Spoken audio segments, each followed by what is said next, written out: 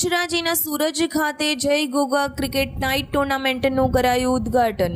ભાજપ પ્રદેશ મહામંત્રી પટેલના હસ્તે લાઈવ ક્રિકેટ ટુર્નામેન્ટ ખુલ્લી મુકાઈ।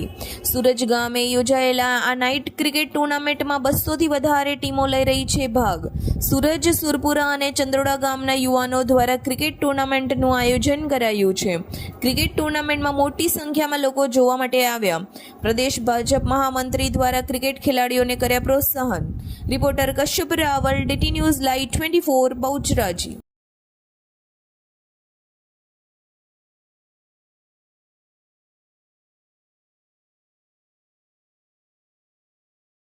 બહારની રમતો, મેદાનની રમતો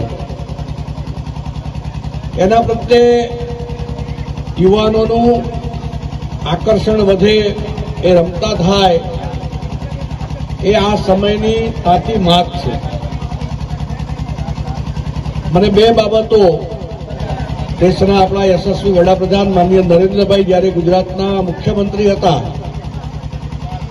ત્યારે એમણે બે બાબતો જે ગુજરાત પર શરૂ કરાવી હતી એ આજે આ પ્રસંગે યાદ આવે છે।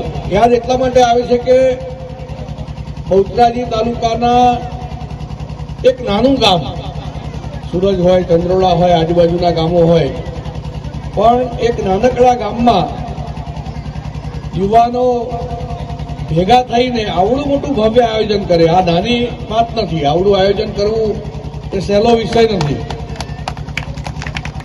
અને એમણે કહ્યું કે અમારો લક્ષ્યાંક છે કે 200 સુધીની ટીમો આ ગ્રાઉન્ડ ઉપર રમે, એટલે આ આત્મવિશ્વાસ પણ નાનો નથી। એટલે હું એના માટે આયોજકોને ખૂબ અભિનંદન આપું છું। પણ મેં કહ્યું એમ માનનીય નરેન્દ્રભાઈએ જે બે વસ્તુઓ શરૂ કરી હતી, વાંચે ગુજરાત અને ખેલે ગુજરાત, એ કોઈ પણ યુવાનના સર્વાંગીણ વિકાસ માટે ખૂબ જરૂરી છે। આપણા જ્ઞાનનો વિસ્તાર વધે એના માટે સતત નવું નવું વાંચન આપણે કરતા રહીએ તો આપણી ક્ષિતિજો વિસ્તરતી હોય છે।